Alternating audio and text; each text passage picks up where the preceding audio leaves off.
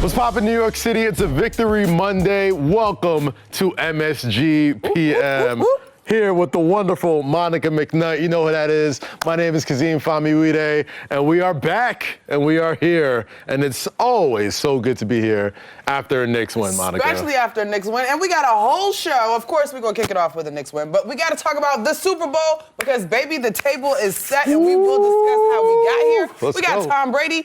According to reports, he's retiring, although Tom has recently said it's day-to-day. We're discussing that. Steve Novak is pulling up. You know, we got to jump into basketball and ask him about his boy, Aaron Rodgers. And we're talking most dominating athletes of the 2020, the last 20 years. 2010s? The 10s and 20s. The last decade. The last decade. You know what it is. Inspired by so much greatness in the show. But first, let's kick it off. You mentioned it, partner. Victory Monday. The Knicks get a much-needed victory over the Sacramento Kings, protect the home court, and Evan Fournier, boy, flame-throwing, started the game on fire. That's right. Love to see it. Thank you for the Sacramento Kings. Appreciate you coming through. The doctor ordered. That was exactly what the doctor ordered. Evan Fournier came out on fire, right? And, you know, Alan Hahn, the master statistician when it comes to Evan Fournier stats, every time he comes out and he balls out, the Knicks have a better chance of winning, and that's exactly what happened tonight. But also, Julius Randle was very key in that first quarter run for Evan Fournier to get going. A lot of those open shots were off of Julius Randle passes or screens or handoffs, and that's what you need Evan Fournier to do. Once he's getting the ball in the basket, once he sees the ball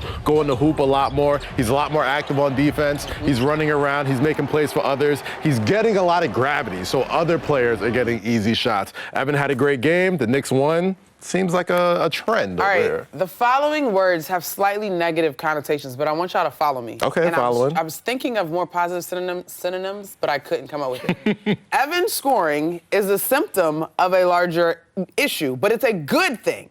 Okay. Because when Evan is scoring, that means the ball is moving because he's not a big ISO guy, right? So help me with positive words to demonstrate that. Yeah. Evan scoring is like the frosting on a well-baked cake. Maybe something.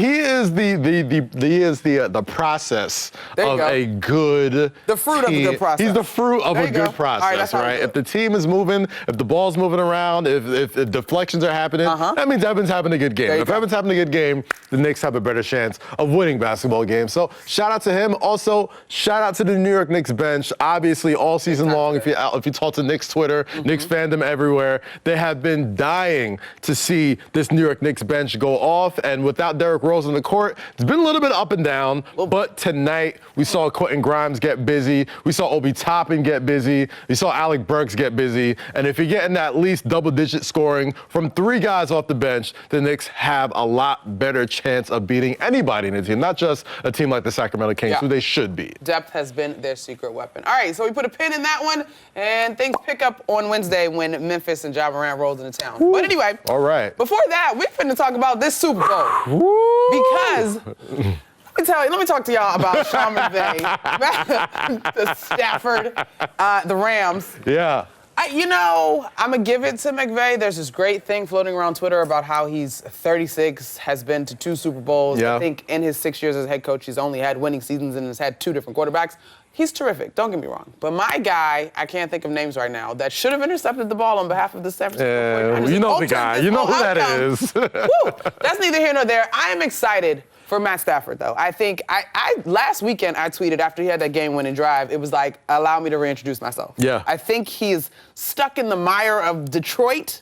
But now, it's a brand new team, brand new me. You know what I'm saying? Yeah. It's exciting. Yeah, it's very exciting. The LA Rams seem like a team of destiny this year, right? Like all year long, once they made that trade at the beginning of the season, the whole story was Aaron Rodgers and all the drama, and the LA Rams pushing all their chips. Yeah, remember that? We'll talk to Steve Novak about that later. But the Rams pushing all their chips to the table and saying, you know what? Draft picks, we don't need any of those. Let's get us some guys. We need a quarterback. We need some veterans. We need some players that are ready to sacrifice everything they need to do to get a chip this year, and that's exactly what they've done. Odell Beckham, Von Miller, Cooper Kupp, Cam Akers, the list goes on and on. All those guys, they pushed their chips all the way to the table. Shout out to Sean McVay and the Rams franchise for getting it done this year, man. I think it's going to be great. I know we got to get to the other side of this matchup, but it's just hilarious to me when we sit and take a moment and think back. Y'all remember that the Stafford deal came when they was on vacation? Like that whole Mexico thing? And then like everybody was up in arms about the Chiefs being terrible again. Yeah. And look how how far they got. Yeah. Nobody was talking about the Bengals. Well, except maybe if you're like Joe Burrow got hurt last year and arguably would have won awards. And now here they are, led by Joey B. You talk about a quarterback earning every dime. Oh, my goodness. Yo, this was epic. Monica, This is so epic. There's certain quarterbacks that come around Certain ones. every couple of years. I just got that thing. They got that thing. Define it. Yeah, you just can't. Monica, like I do a show on Clubhouse with Ash and Nicole Moss every Shout out morning. to Ash. Hey, Shout girl. out Ash. And we talk about, and every week, I was sitting here saying, the Bengals ain't gonna win this week. I picked against him 3 times. Ooh, shame on you. I picked against him 3 times. Got to know better. I learned better. I done seen Tom Brady do this for 22 years, and I'm picked against him a million times. Joe Burrow is that dude. He's him. He's got him. everything that you want. Joe cool. Heisman Trophy winner, national championship winner. Take the greatest turnaround I've seen from any football franchise, even if they don't win the Super Bowl. Just the fact that they're here. The most swaggiest non-African American code switcher as well. Look up code switcher. Listen. The gat is being. He reads the room well. He reads the room very well. Absolutely. I will say this, and I'm going to echo sentiments from my colleague Sarah Spain, because I'm with her. She was talking about her Chicago Bears. I'm going to say it when it comes to my Washington football team. Y'all know that's my home team. The Bengals turnaround gives us all tremendous hope.